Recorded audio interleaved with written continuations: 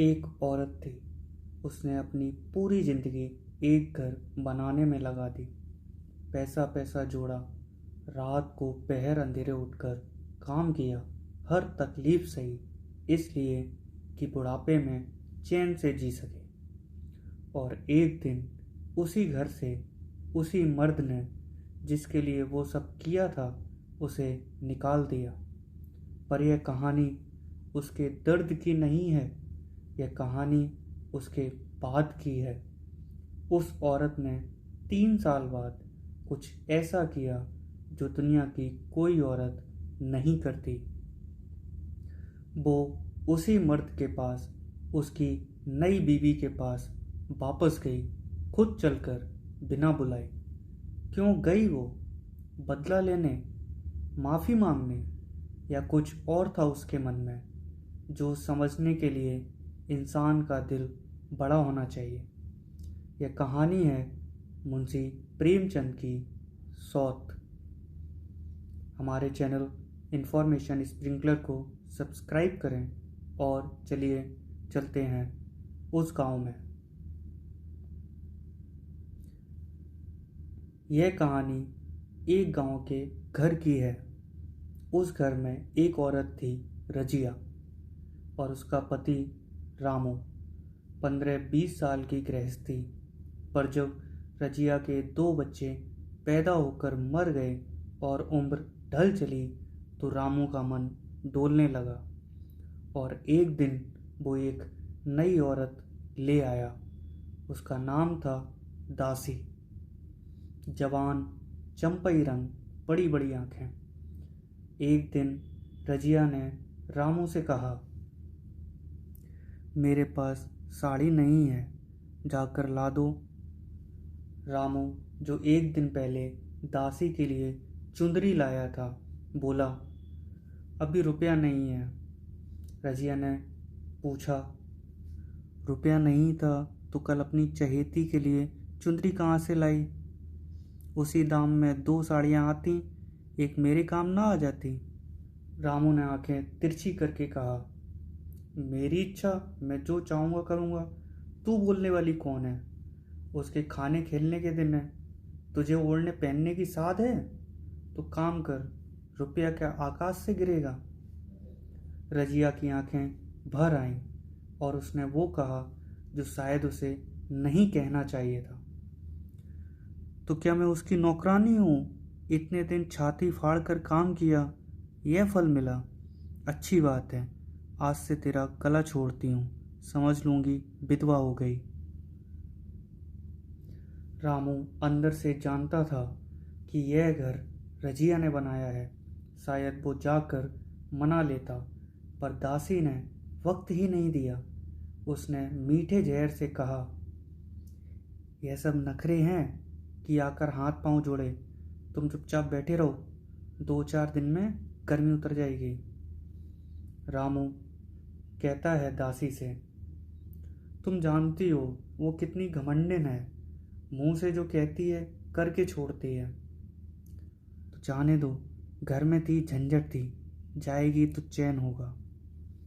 और रामू चुप हो गया। यही उसकी सबसे बड़ी गलती थी।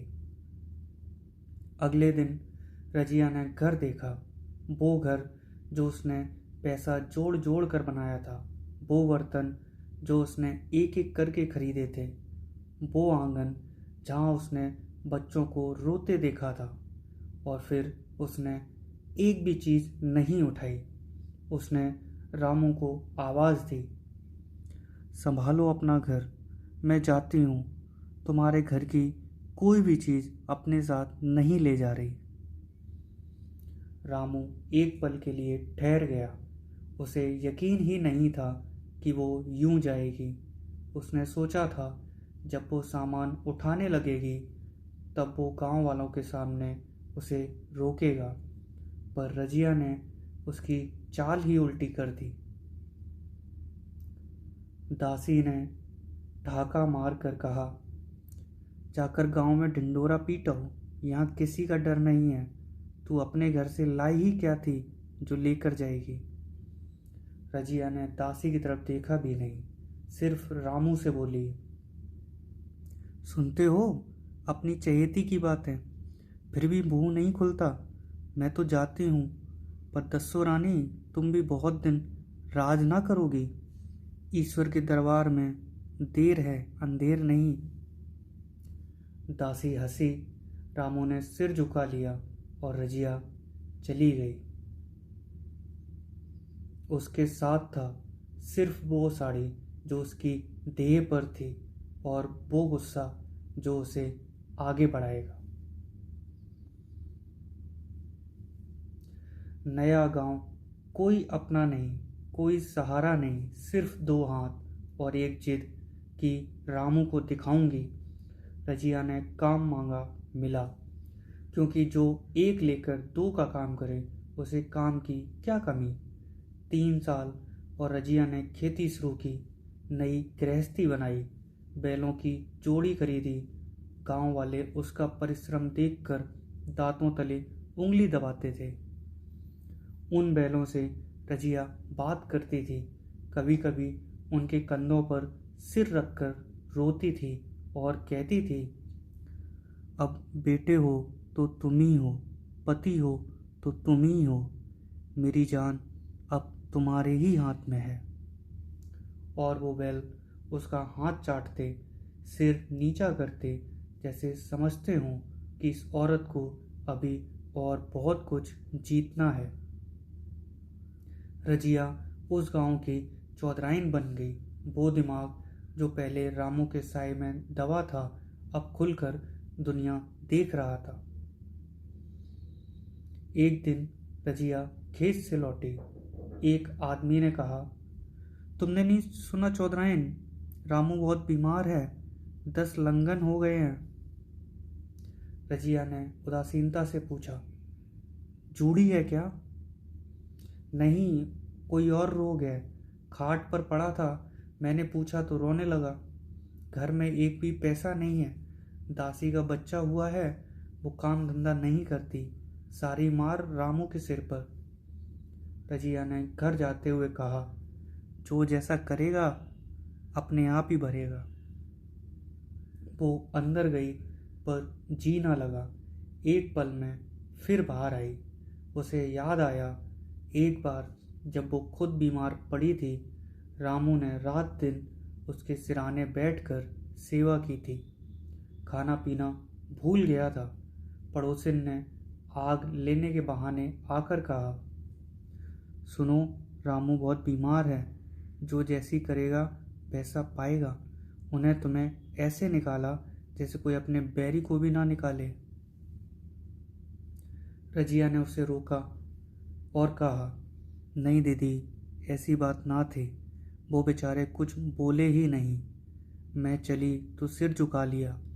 दसिया के कहने में आकर जो भी हुआ, यूँ मुझे उन्होंने कभी कुछ नहीं कहा।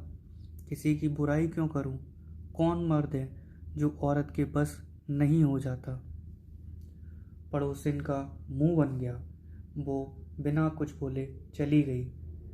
रजिया कुएं पर पानी खींचने गई, पर आंखें उस रास्ते पर टिकी थीं जो रामू के गांव को जाता था। कोई बुलाने आएगा? नहीं, दासी क्यों बुलाएगी? रामू की हालत क्या होगी 10 लंगन में? वो था ही क्या, मोटा ताजा। रजिया ने किवाड़ बंद किए, घर मजदूर को सहेजा और रामू को देखने चल दी। कांपती, झिझकती, क्षमा का दान लिए हुए रामू खाट पर पड़ा था। 10-12 दिन से दाना पानी छूट गया था। मौत का इंतजार कर रहा हो जैसे। उसके मन में बार बार रजिया आती थी और वो दासी को कोसता था, तेरे ही कारण मैंने उसे घर से निकाला। वो क्या गई, लक्ष्मी चली गई। अब भी बुलाऊं तो दौड़ी आएगी, पर बुलाऊं किस मुंह से? और तभी रजिया ने आकर उसके माथे पर हाथ रखा और बोली, कैसा जी है तुम्हारा? रामू की आंखें भर आईं। उसे यकीन नहीं हुआ। उसने सोचा शायद बुखार का सपना है। रामू बोला, रजिया, तू तू आ गई। रजिया ने कहा, आने में देर हो गई, माफ़ करो। रामू फूट फूट कर रोया। मुझे माफ़ कर दे रजिया, मैंने तेरे साथ बहुत बुरा किया। तू लक्ष्मी थी इस घर की, मैं अंधा था। दासी के बहकावे में आकर मैंने वो किया जो मैंने नहीं करना चाहिए था। अब पुरानी बातें मत करो, पहले ठीक हो जाओ। मुझे नहीं पता था इतनी जल्दी मौत आएगी, पर एक बार तुझसे माफ़ी मांग लेता तो खुशी से मरता। दासी दरवाजे पर खड़ी थी।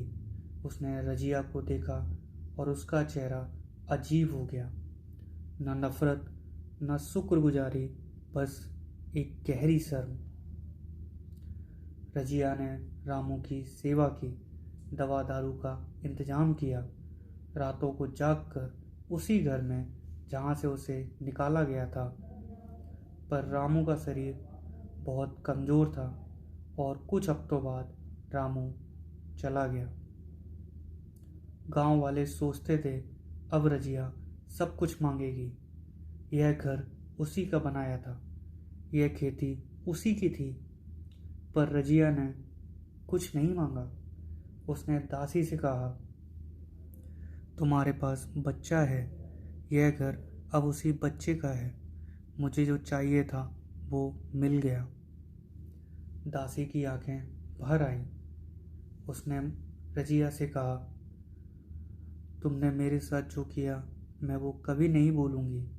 मैंने ही तुम्हारा घर तोड़ा था। घर तोड़ने वाले हम नहीं होते, जो होना था वो हो गया। और वो दोनों जो सौत थी, जो दुश्मन होनी चाहिए थी, एक दूसरे के सामने बस दो इंसान थे। दोस्तों, यह कहानी पढ़कर एक अजीब सी शांति मिलती है। पहली बात, रामू हम सबका आईना है। वो बुरा इंसान नहीं था। उसने रजिया से प्यार किया था, पर जब रजिया की ज़रूरत थी तब वो कमज़ोर पड़ गया। किसी और की बात में आकर उसने वो किया जो खुद उसका दिल नहीं चाहता था। आज भी कितने रामू हैं जो जानते हैं कि गलत हो रहा है, पर किसी के दबाव में चुप रह जाते हैं। दूसरी बात, दासी सिर्फ खलनायिका नहीं है। प्रेमचंद ने उसे विलेन नहीं बनाया। दासी ने जो किया वो उसकी इनसिक्योरिटी थी, एक नई घर में अपनी जगह बनाने की कोशिश थी। और अंत में जब रजिया ने उसे माफ़ किया तो दासी को भी पता चला कि वो क्या खो रही थी। और तीसरी बात, सबसे ज़रूरी, रजिया वो 3 साल बाद क्यों गई? बदला लेने नहीं, साबित करने नहीं, वो गई क्योंकि उसका दिल गुस्से से बड़ा था। प्रेमचंद ने लिखा था, वो गई कांपती, झिझकती, क्षमा का दान लिए हुए। वो क्षमा मांगने नहीं गई थी, वो क्षमा देने गई थी। और यही फ़र्क है कमज़ोर इंसान और बड़े इंसान में। कमज़ोर इंसान बदला लेता है, बड़ा इंसान माफ़ करता है और आगे बढ़ता है। याद है मैंने शुरुआत में पूछा था, उस औरत ने वो क्यों किया जो दुनिया में कोई औरत नहीं करती। अब जवाब मिल गया है, क्योंकि रजिया ने अपने दर्द को अपनी पहचान नहीं बनने दिया। वो जा सकती थी और हमेशा के लिए दुश्मन रह सकती थी, पर उसने चुना इंसान बने रहना। मुंशी प्रेमचंद की सौत इसलिए नहीं लिखी कि हम रजिया पर तरस खाएं। उन्होंने यह इसलिए लिखी कि हम रजिया से कुछ सीखें। अगर यह कहानी आपके दिल को छू गई हो तो इसे लाइक करें, शेयर करें और उस इंसान को ज़रूर भेजें जो किसी रामू की वजह से आज भी दर्द में है। कमेंट में बताइए कि आपने कभी किसी रजिया जैसे इंसान को देखा है जिसने दर्द में भी बड़ा दिल रखा हो। अगली बार मिलेंगे एक और नई कहानी के साथ। तब तक अपने दिल को बड़ा रखिए, अपना ख्याल रखिए। जय हिंद।